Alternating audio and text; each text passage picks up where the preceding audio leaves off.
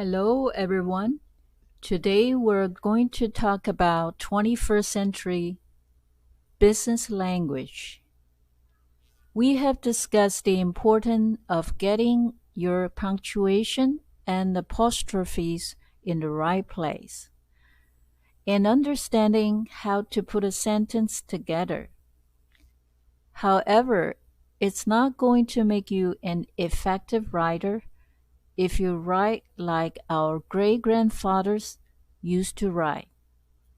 It might still get the job done eventually, but using old-fashioned language will not help you stand out from the rest, and it will not help you to build relationship.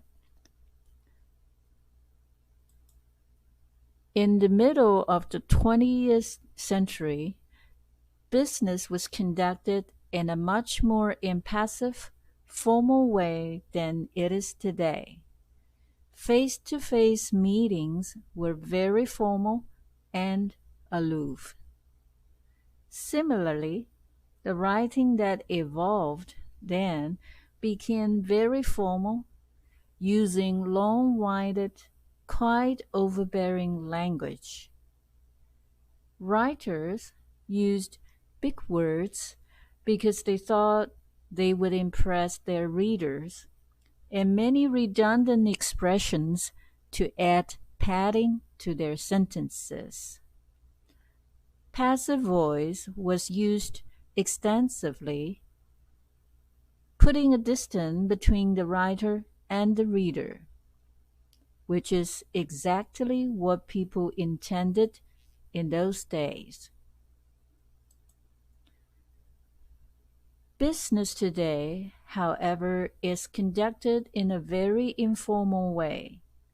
In meetings and conferences, we use a natural, more relaxed, friendly language rather than a natural, formal language that was used several decades ago. We use active voice to get to the point quicker, but we still take care of to be tactful. The end in business in general is to develop relationships first. And this is done through connecting well and using appropriate language. According to the author of our text, she says, "It really surprises me to find that despite this, so many people are using a completely different style for their writing and are using language in their writing that they would never use in speaking. Language that is more suited to our great-grandfathers rather than to 21st century businessmen and women."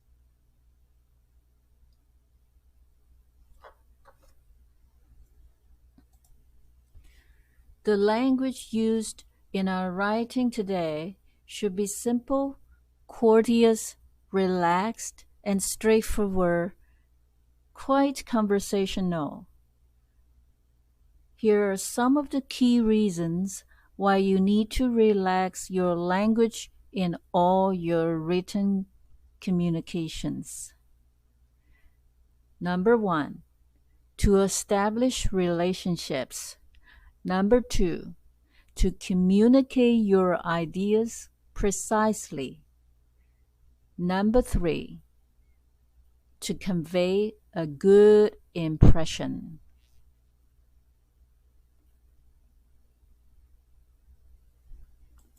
Seven things to avoid in 21st century business writing. Number 1, redundant expressions.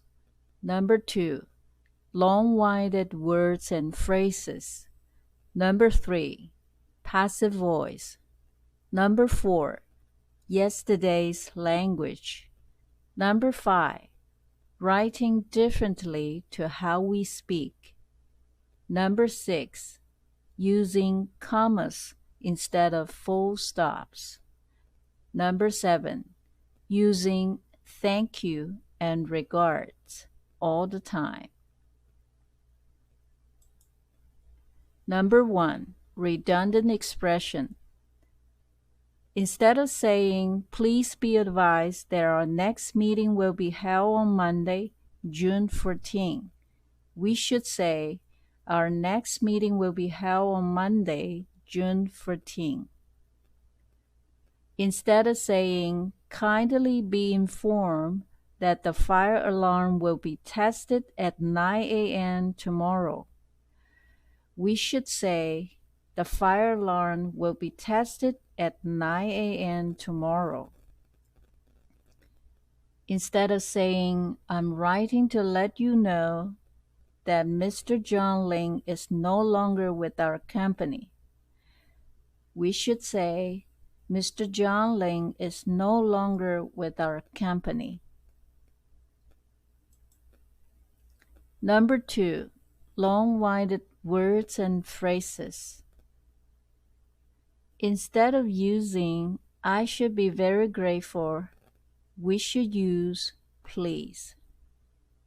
Instead of using purchase, we should use buy.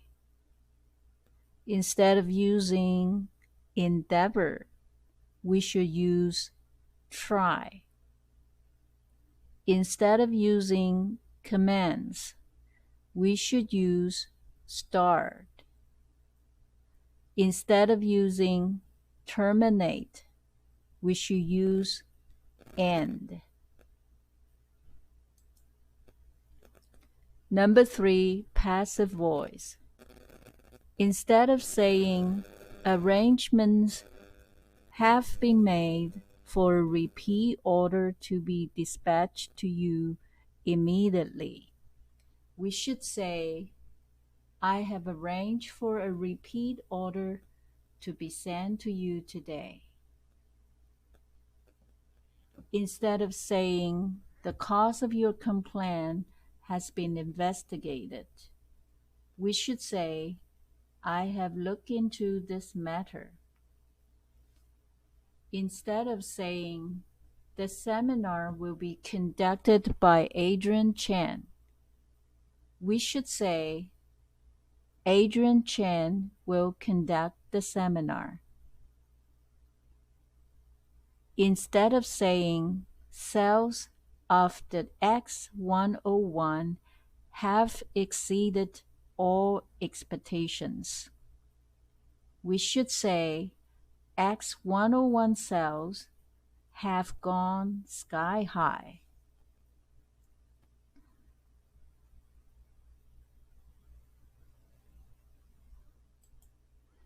Number 4, yesterday's language.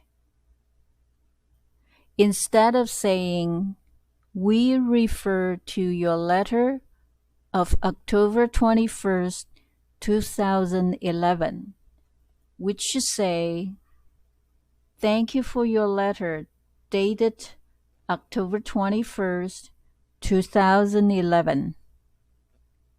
Instead of saying, the above-mentioned goods will be dispatched to you today, we should say, these goods will be sent to you today. Instead of saying, please see the below-mentioned list of items we have in stock, we should say, these are the items we have in stock. Instead of saying, kindly furnish us with this information soon, we should say, please let us have this information soon. Number 5, writing differently to how we speak. Instead of saying, your email of this morning refers, we should say, thanks for your email. Instead of saying, as spoken this morning, we should say, thank you for your call this morning. Instead of saying, as per our telecom, we should say, it was good to speak to you today. Instead of saying, I kindly requested your approval, we should say, I hope to receive your approval. Instead of saying, appreciate if you could help to process this claim at your earliest, we should say, please process this claim soon.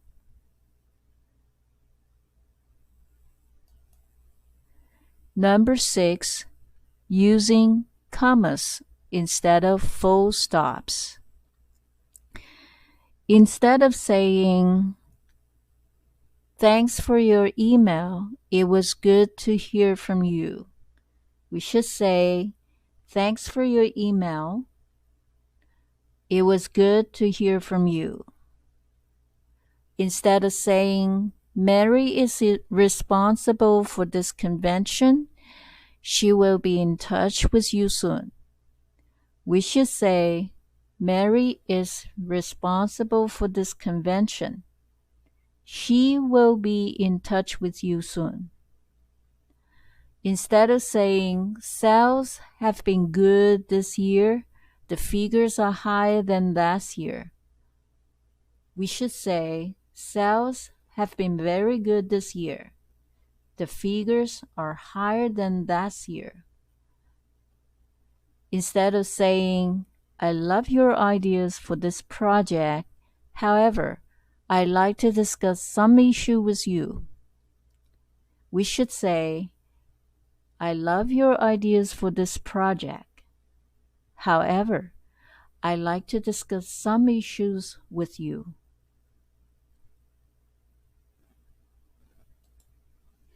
Number 7, using thank you and regards at the end of the letter all the time.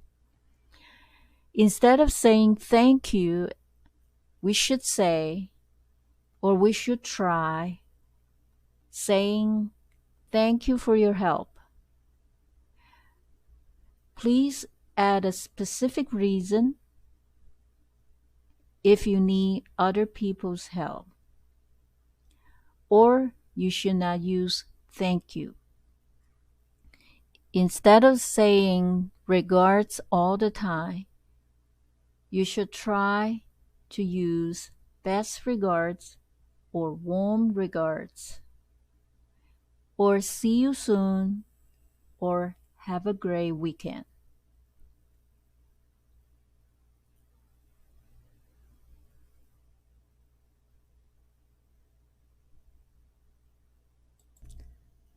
Ten steps to brilliant business writing.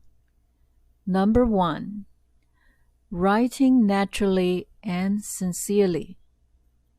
Number 2, be courteous and considerate. Number 3, use appropriate tone. Number 4, use simple words and short sentences. Number 5, use modern language. Number 6, use active, not passive voice. Number 7, avoid nominalizations, that is, using a noun instead of a verb. Number 8, use positive language. Number 9, use you and we.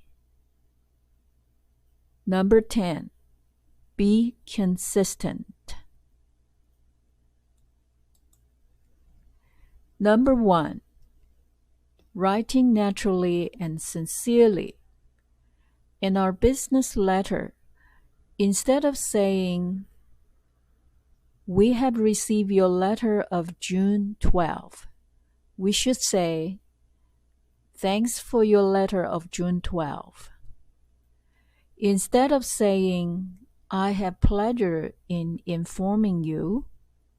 We should say, I'm pleased to tell you. Instead of saying, we do not anticipate any increase in prices, we should say, we do not expect prices to rise. Instead of saying, I should be grateful if you would be good enough to advise us, we should say, please let me know. Instead of saying, please favor us with a prompt reply, we should say, I hope to receive a prompt reply.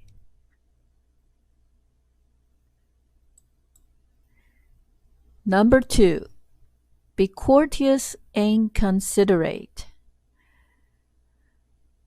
Reply promptly to all messages.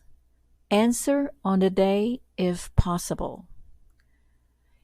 If you cannot answer immediately, write a brief note and explain why. This will create goodwill. Understand and respect the recipient's point of view. Resist the temptation to reply as if your correspondent is wrong.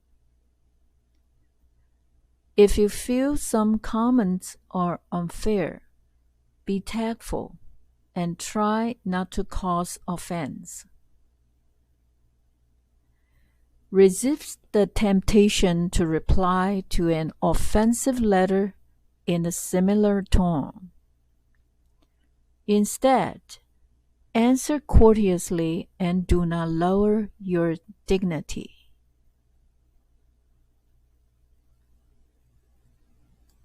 Number 3, use appropriate tone.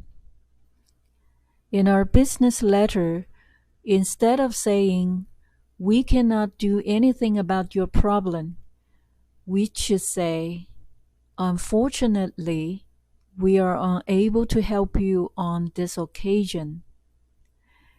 Instead of saying, the problem would not have happened if you had connected the wires properly, we should say, the problem may be resolved by connecting the wires as shown in the handbook.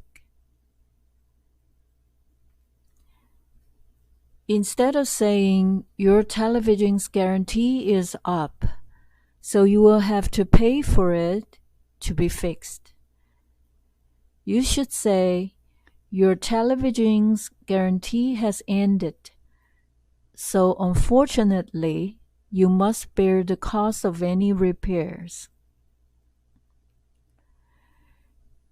Instead of saying, I'm writing to complain because I was unhappy with the way I was treated in your store today, we should say, I was most unhappy with the standard of service I received in your store today.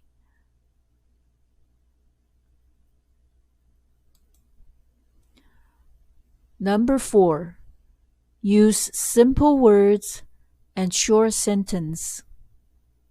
Number 1, use short words.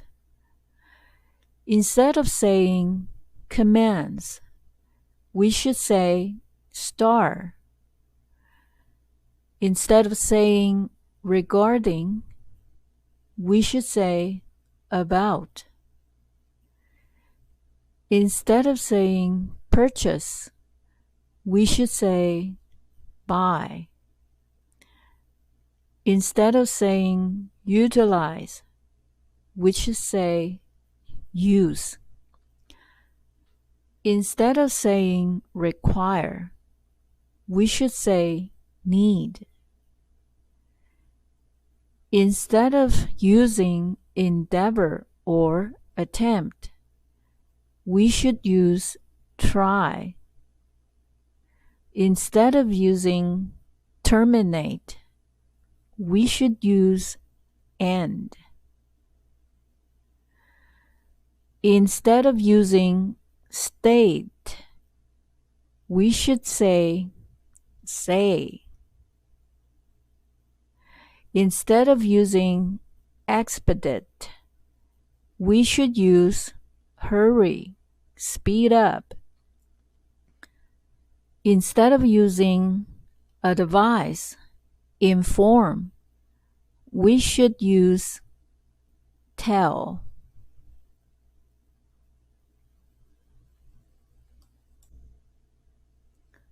Number 4, use simple words and short sentences. 2. Use short words. In our business correspondence, instead of using visualize, we should use see. Instead of using dispatch, we should use send. Instead of using assist, we should use help. Instead of using sufficient, we should use enough. Instead of using kindly, we should use please.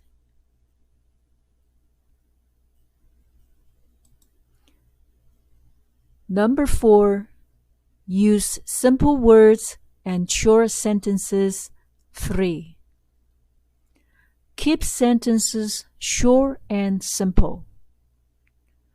In our correspondence, instead of saying, I should be glad if you would, we should use please. Instead of using in spite of the fact that, we should use despite. Instead of using with regard to, we should use about. Instead of using at the present moment in time, we should use now. Instead of using conduct an investigation, we should use investigate. Instead of using in view of the fact that, we should use as, because. Instead of using in the event that, we should use if. Instead of using in the very near future, we should use soon. Instead of using at a later date, we should use later. Instead of using we would like to ask you to, we should use please.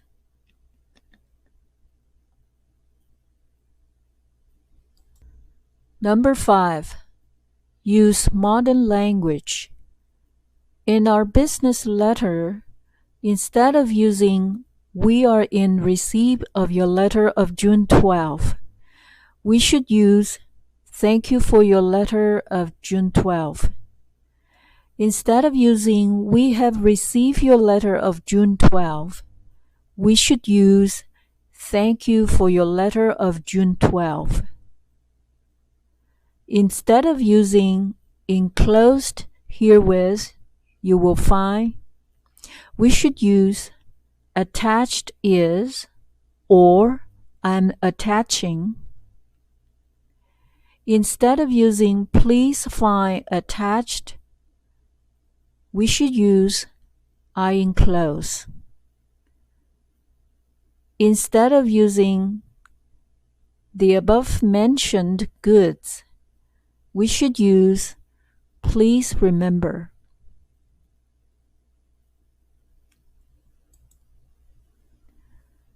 Number 6. Use active, not passive voice. 1. In our business correspondence, instead of using "the violin was played by Tim," we should use "Tim played the violin." Instead of using "the new system was developed by our staff," we should use "our staff developed the new system." Instead of using "the check was presented to the charity by the Duchess of Cambridge," we should use "the Duchess of Cambridge presented the check to the charity." Instead of saying "your cooperation is needed in providing the following information for the directory," we should say, "Please let me have this information for the directory."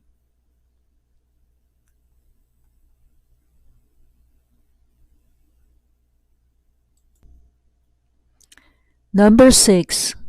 Use active, not passive voice. 2. Instead of saying, "These notes should be read carefully before completing the form," we should say, "Please read these notes carefully before completing the form." Instead of using "the investigation has been concluded by our client and the paperwork has been signed," we should say, "Our client has concluded the investigation and signed the paperwork."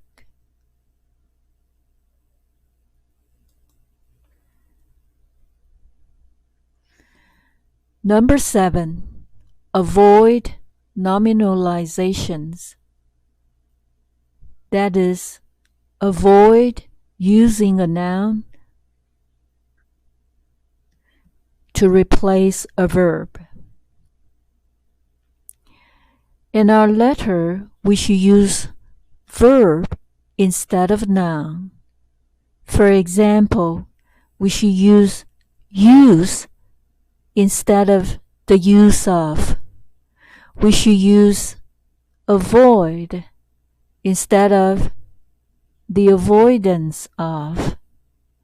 We should use improve instead of the improvement of.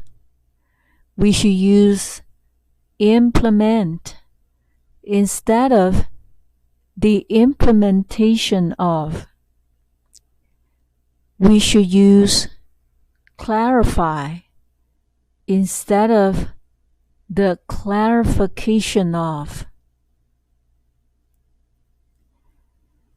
We should use avoid instead of the avoidance. We should use complete instead of the completion of.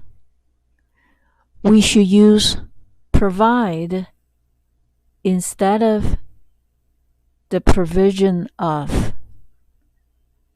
We should use arrange instead of the arrangement of. We should use fail instead of the failure of.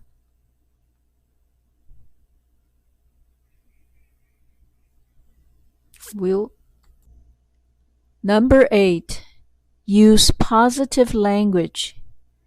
In our business correspondence, we need to use positive words rather than negative words. We need to use benefit rather than impossible,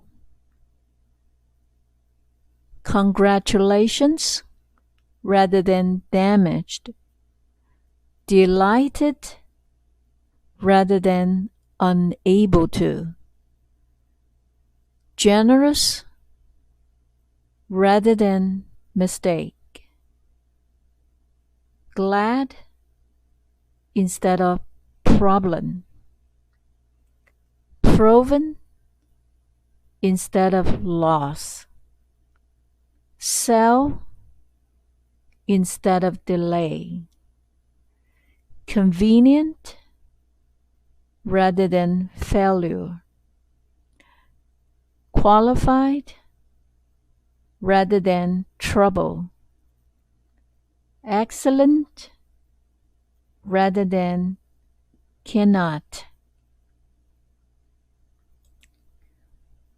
Number 9, use you and we.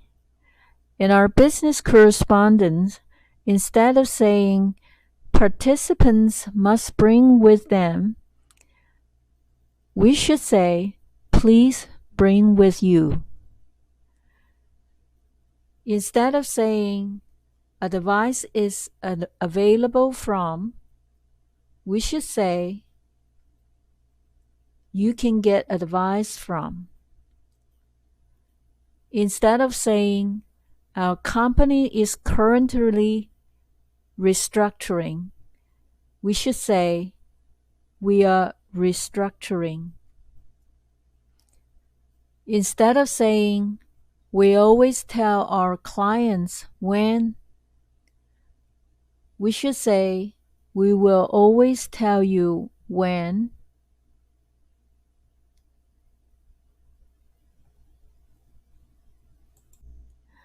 Number 10, be consistent.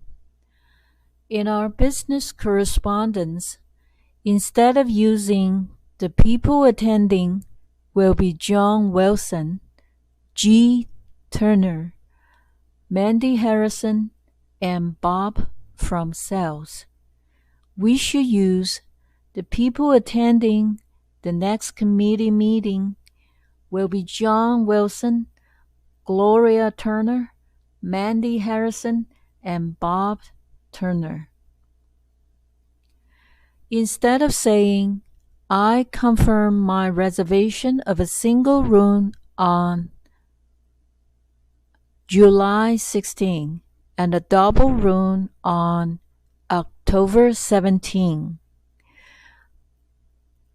we should say, I confirm my reservation of a single room on July 16 and a double room on October 17.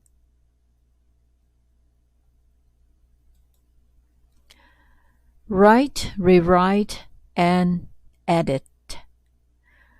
Rewriting is a basic principle of the best business writers, and it's a habit we must get into if we are to learn how to improve our writing. Every professional writes and edits, and then possibly edits again. This is where the real power happens, when you cut, tighten, sharpen, refine, fix, and polish. Short words and short sentences. In the business correspondence, short words are best. The fewer syllables your words contain, the faster your readers are able to read your writing. Short sentences are best also in the correspondence. Research has been conducted into the degree of understanding of sentences of different lengths. They find if a sentence contains 7 to 10 words, then there will be 95% of people who will understand its message on the first reading. They also find if a sentence contains 15 to 20 words, then there will be 75% of people who will understand its message on the first reading.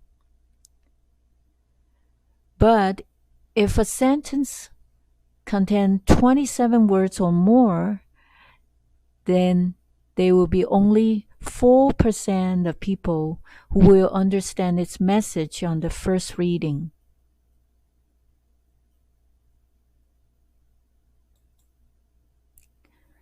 Short paragraphs and short messages. In the business correspondence, short paragraphs are best. For better readability, a paragraph should be around 43 words, definitely not more than 65, as suggested by our author. Short messages are best in the correspondence too. Most readers are busy, impatient, and have short attention spans. We want to know the gist of the message quickly. We want to know the point quickly. We don't want to waste time trying to work out what the reader is trying to say and what the writer wants us to do. Usually, we expect the writer to do that. Conclusion. When you are writing, ask yourself whether you would say this if you were speaking to the recipient. Eliminate useless jargon by writing as you would speak. The key to good business writing is to write in a natural style as if you were having a conversation.